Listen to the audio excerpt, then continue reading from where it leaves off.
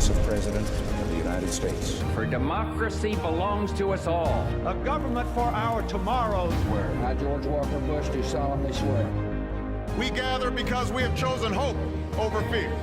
Because this moment is your moment. It belongs to you. Meet this moment as the United States of America.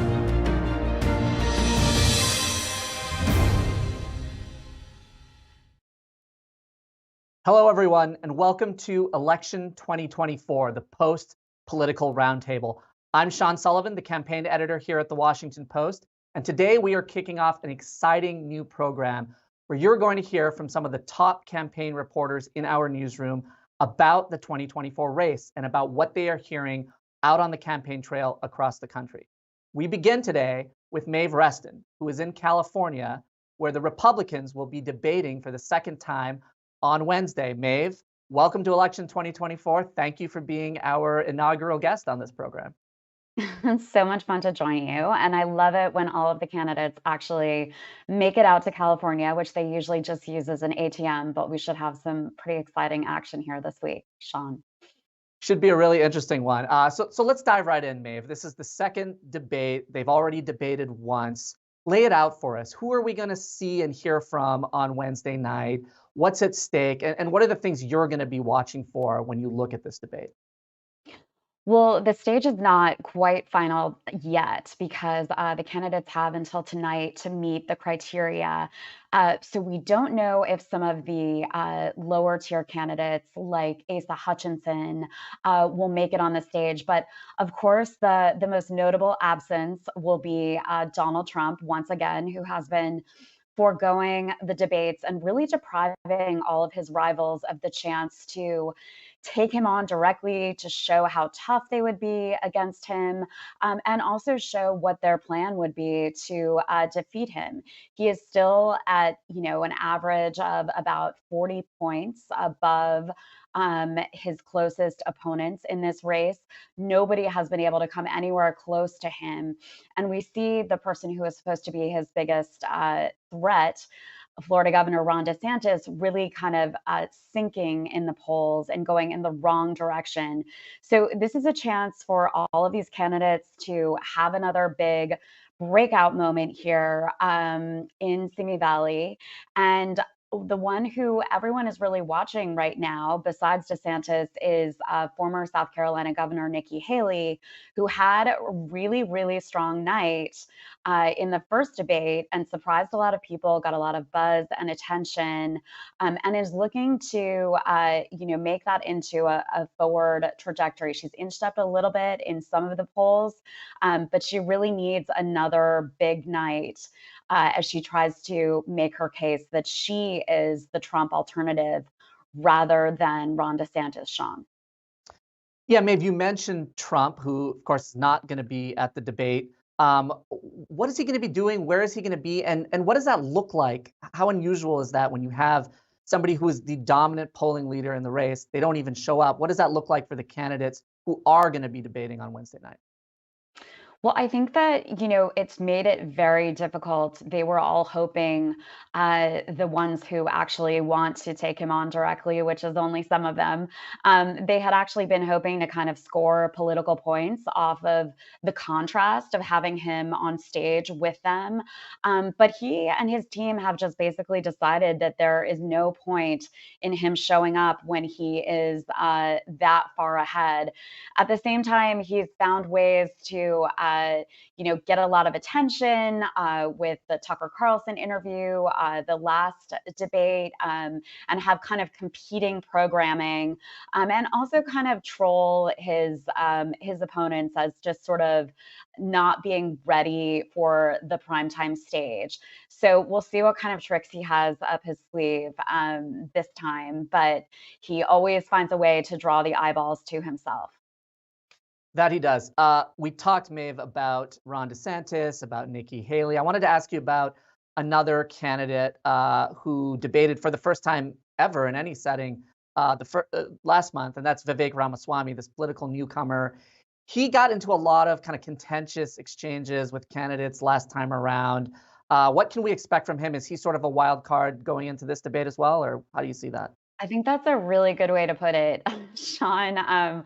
A lot of people had fun watching him. There were a lot of like hate watchers on Twitter, I think, because he gives off that sometimes gives off that kind of like tech bro vibe on stage, and he went back and forth a lot of times with Nikki Haley over issues like foreign policy, for example, and she really got the better of him in a number of exchanges, and tried to make his foreign policy views, which are very much in line with where the GOP base is, but not where she and a lot of traditional Republicans are on the issue of Ukraine, for example. She tried to make him sort of look naive, inexperienced, but he kind of gave it as good as he got.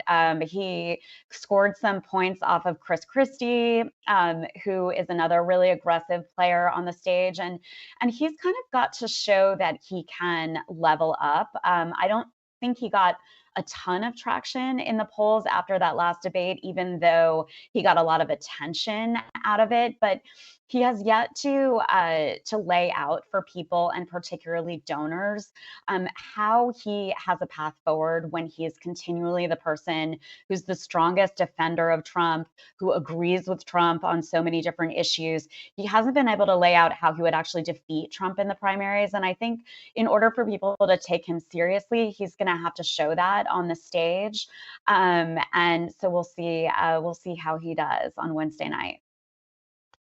Yeah, and the last debate got a pretty big audience. I think it was something along the lines of nearly 13 million people tuning in. So there is an opportunity even for these lower tier candidates to make an impact. I wanted to return to Haley for a second. And you had that great story, Maeve, recently about how she has sort of tried to draw this contrast with Vice President Harris over and over on the trail.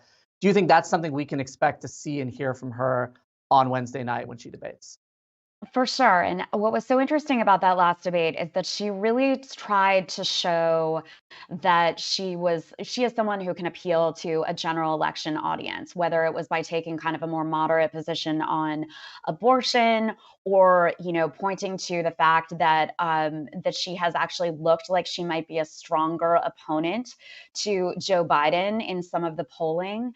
And what she's trying to do in this debate is sort of draw attention to this idea that she would bring generational change to the Republican Party. She's a woman of color. She is someone who is much younger than Donald Trump and Joe Biden, and so she has kind of used Vice President Harris as her foil this entire campaign, arguing without any evidence that Joe Biden may not make it for the next 5 years, and that voters would really be counting on a President Harris. And so she's tried to make it a clash between her and Harris to sort of draw attention to all these other attributes. And it's also kind of a clever way to show that she's tough without actually attacking Donald Trump, although she's been doing that a little bit more. But it's sort of a nuanced way of showing that she's steely and that she's ready for the challenge of what the general election would look like. And we can certainly expect her to be drawing attention to this recent CNN poll showing that she was a few points above Joe Biden and looked more electable than these other candidates. So I think that's what we'll see from her on Wednesday night, Sean, and it should be a pretty interesting performance. Yeah, and real quick, Maeve, I wanted to ask you about what the candidates are doing after the debate. It sounds like they're sticking around. There's some campaign activity. They're trying to raise money out there. What can we expect after Wednesday night that is still going to be happening in California? Yeah, so the spotlight is really turning to the West Coast this week. All of the candidates are using this opportunity around the debate to do tons of fundraising, just going all over the state, hitting up these huge donors who live in California. And that's in part because we're coming up to the end of the third quarter, and they all have to show big numbers to show that they would have the lasting power in this race. So they'll be doing a lot of debate prep, but also a lot of fundraising out here to get ready, Sean. It'll be an interesting week out in California. Maeve Reston, thank you so much. We'll have to leave it right there, but a lot to dig into Sean. in the coming weeks on all these fronts. I want to continue the conversation now with two more of our campaign reporters, Isaac Arnsdorf and Hannah Knowles, who also have been covering the campaign pretty closely these last few months. Welcome to both of you. Hey, Sean. So Isaac, I want to start with you. Let's talk about Donald Trump. You've been covering him pretty closely for a long time. He's not going to be at this debate. Can you talk a little bit about what he's going to be doing and what the campaign's thinking is about skipping the debate and about the counter programming that they've decided on for this specific one? So Trump is going to be Wednesday night in Michigan. He's going to be making a primetime speech at a manufacturing facility in the Detroit area. This is supposed to be in response to the auto workers strike that's going on. Now, he's not actually going to a union shop, and it's not clear what position he is or isn't going to be taking on the strike itself. But he's trying to position himself as he has since he came onto the political scene in the 2016 campaign, as on the side of blue-collar workers in manufacturing and trying to score an upset in traditionally Democratic Midwestern states like Michigan, which have drifted away from Republicans, particularly in last year's midterms. And in terms of, stomping on the debate, the campaign is relishing the idea of drawing attention away from California, of competing with the first debate even more dramatically, competing with this debate even more dramatically than they did with the previous one. And they were very pleased with how that went last time.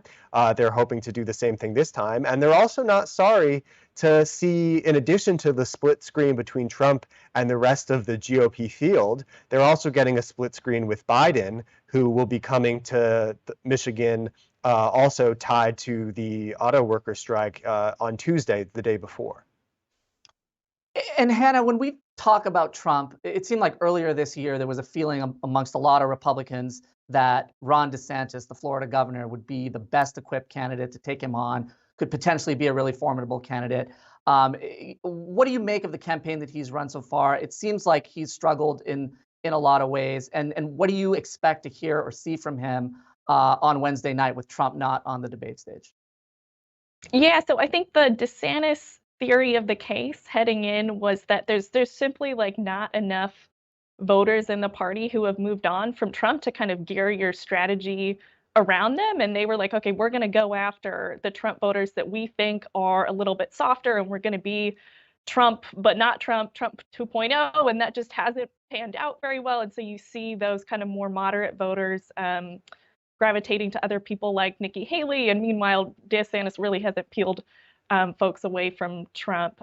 So I think, he really didn't take risks in the first debate. He just kind of laid out his own record, and voters like that, but it didn't move the dial for him. And so I think this time, there is a sense that he's in deepening trouble, and, he has to start attacking more forcefully, probably, and taking more risks to actually see something change in the race.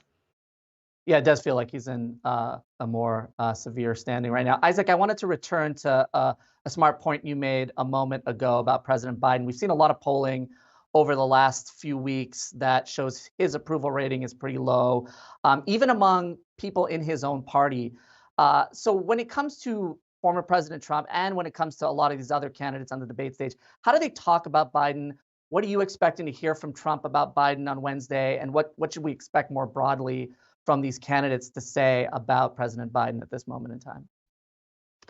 Well, from Trump and his supporters, it's really gotten quite vicious. And there's a little bit of sort of even disbelief that Biden is really running. Sometimes they talk about that, Biden or whoever it's going to be as if Biden is not going to be the Democratic nominee.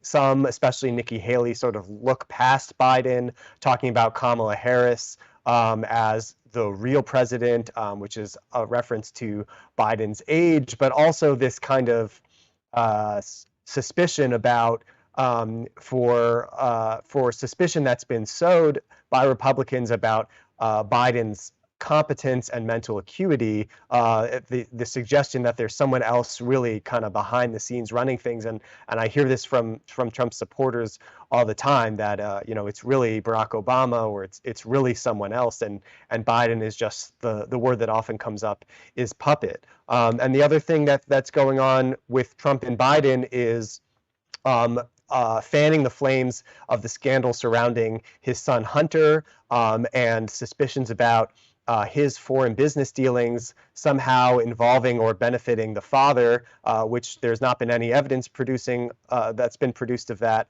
But Republicans in Congress are pushing ahead with a impeachment inquiry driving into that, and Trump has been very forceful in calling Biden corrupt and trying to make those allegations an issue, which he also did in 2020.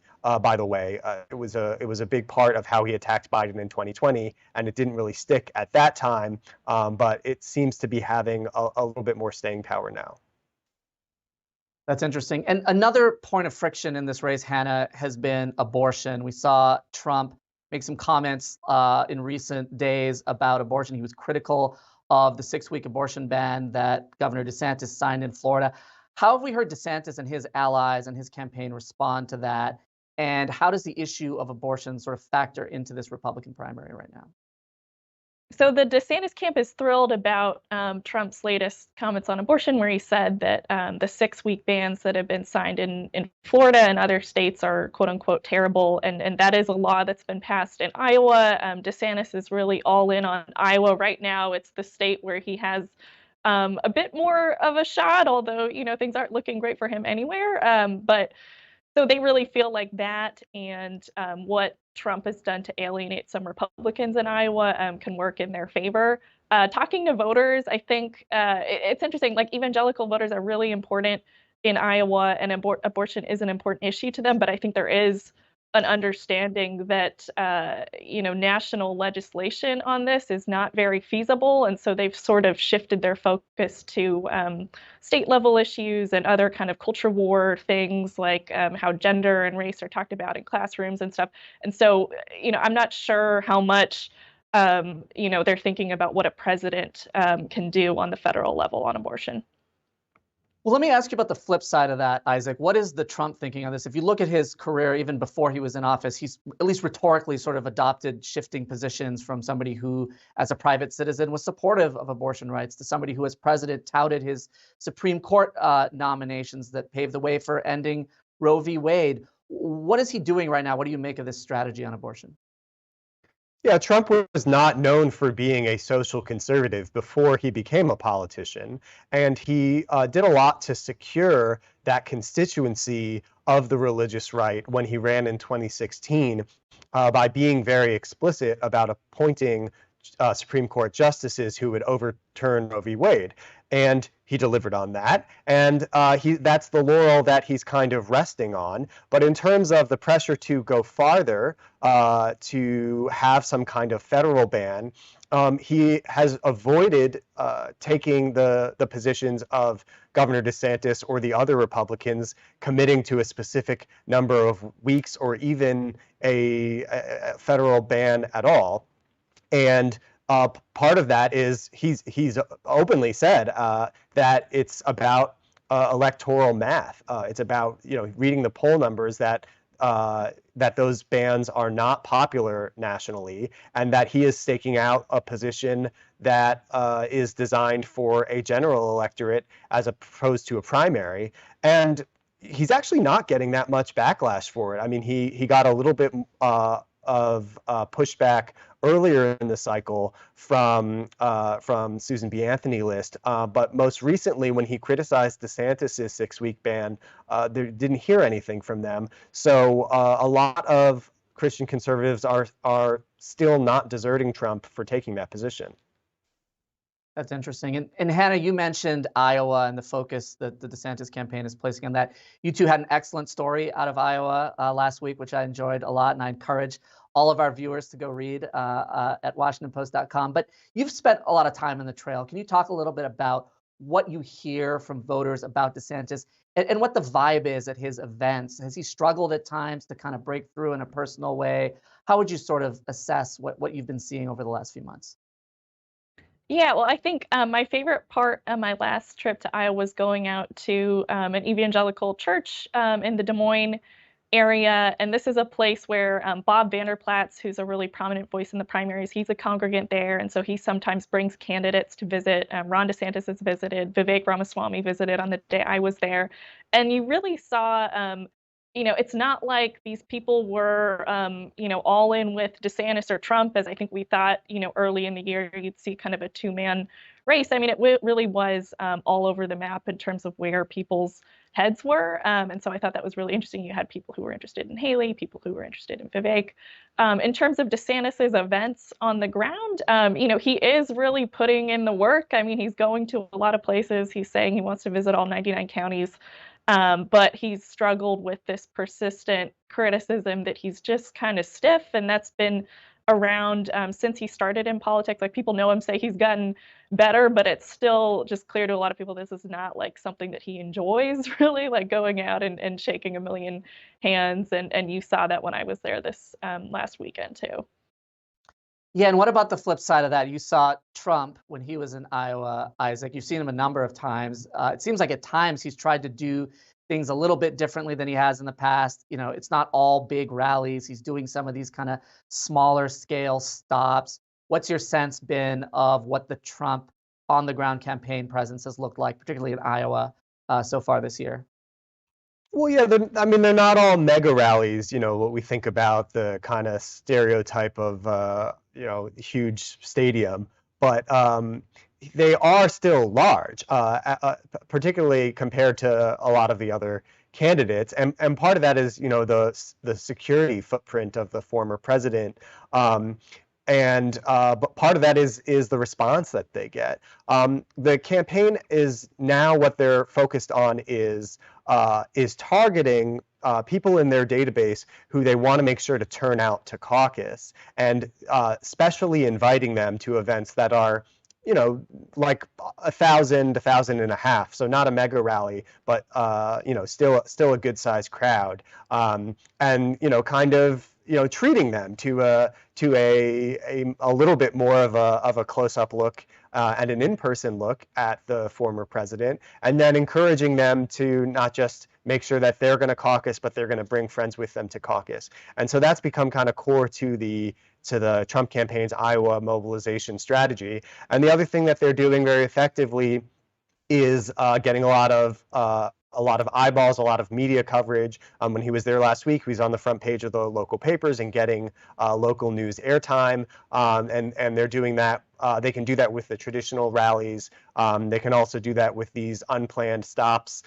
He dropped in at a restaurant last week, which when they do that, it's supposed to be for security reasons. It's supposed to be a secret, but clearly the word had gotten out, and this restaurant was just packed to the rafters with cheering Trump supporters who were standing on tables and crawling over each other to try to get a picture of him. Yeah, and Hannah, does it feel like DeSantis is in some ways escalating, at least on some fronts, his attacks on Trump? We talked about the abortion issue. It seems like he's made some other comments recently that were seemingly more forceful than they had been. What do you make of his strategy? And more broadly, can you talk about how he has navigated this situation where he's effectively trying to win voters who voted for Donald Trump in the past, who like him, without alienating those people? Yeah, I do think he's kind of seized more opportunities over the past week to hit Trump directly and by name. And it really isn't often that I don't think at all we've seen him before on like his main Twitter account kind of call out Trump and criticize him on abortion or on spending. He would do it sort of more just implicitly or when it came up in interviews. And so for him to kind of come out and proactively do that, I think does signal a bit of a shift. And again, we're going into a debate where he will have a chance to kind of approach things more differently and maybe go after Trump. I don't know. We'll see. But I think that, overall, he's still kind of defending Trump on most issues, still trying to take up that lane of Trump 2.0 along with Vivek Ramaswamy. Yeah, and on that front of defending Trump, we've seen not just DeSantis, but a lot of the candidates when it comes to the legal issues that Trump has, defending him, portraying him as the victim of some unjust political assault on him. And Isaac, I wanted to hear from you about sort of how the Trump campaign thinks about navigating these charges, the potential for busy trial season next year for him, both politically in the campaign and just from a practical perspective, how he sort of balances potentially needing to be in court with running for president. Well, the campaign is the criminal defense and vice versa. I mean, the text of a campaign speech and a filing from his legal team are somewhat interchangeable when you actually look at them, and they're all about how this is a political illegitimate prosecution, and that's the case that he's making in both venues. And when they're looking at trying to dominate the media coverage, that works whether it's whether he's sitting in a courtroom or sitting at a podium or trying to do both at the same time. And so, they're not really looking at that as a conflict, but as a leverage point.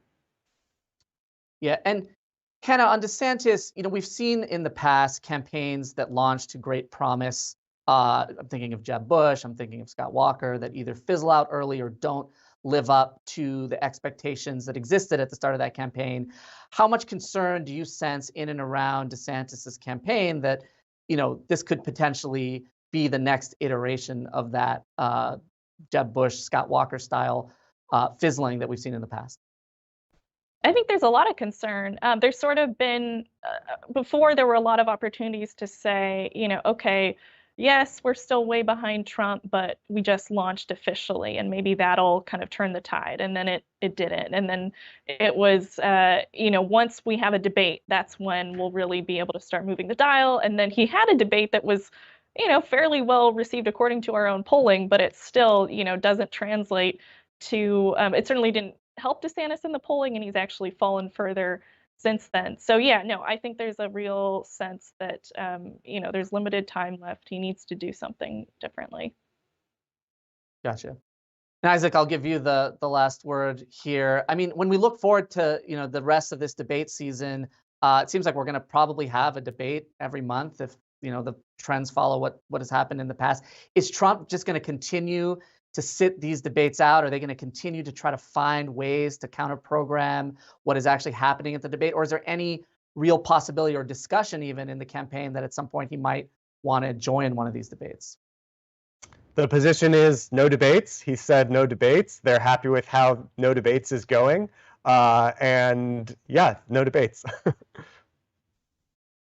And Hannah, just real quick, back on the DeSantis thing. I mean, we've talked about how he has, in some ways, sort of escalated his rhetoric, at least against Trump. But we also hear from the campaign about how he's trying to introduce himself, about how he wants to sort of, tell the story of Ron DeSantis as somebody who served in the military, as somebody who has, a record as governor that a lot of conservatives like. As you look to Wednesday's debate, I mean, which are we going to see? Or are we going to see a combination of both? Somebody who's going to sort of be going on the attack, or somebody who's going to be focused on kind of introducing himself, telling his own story? I truly do not know. I wish I knew. Yeah, I think we just have to wait and see, or I have to do some more reporting there. What was kind of interesting is we saw the super PAC supporting DeSantis, which has played a really outsized role in his campaign. They released an ad just the other week that was, saying, one man, Ron DeSantis, has done all these great things, one man hasn't. And the implication was that, it was Trump, but they didn't actually say Trump's name, and they didn't have Trump's image. And so you saw some of the reaction from Republican observers of all of this was, we're kind of past the point of like subtle contrasts with Trump, and that's only gotten you so far, and you need to start coming at him directly, and just some kind of confusion about that middle ground they were taking there. And so, I don't know. I think it's still something that he and his allies are figuring out. Yeah, that'll be interesting to watch, and no doubt a lot to watch on the campaign trail this week. Isaac Arnsdorf, Hannah Knowles, thank you so much for joining us. Unfortunately, we're out of time, but looking forward to continuing this discussion as the campaign season goes on. Thanks, Sean. Great, thanks. And thank you for joining us on this program today. For more information about what we are covering in the campaign and upcoming interviews and events we are hosting, please go to WashingtonPostLive.com. Thanks again for joining us. I'm Sean Sullivan.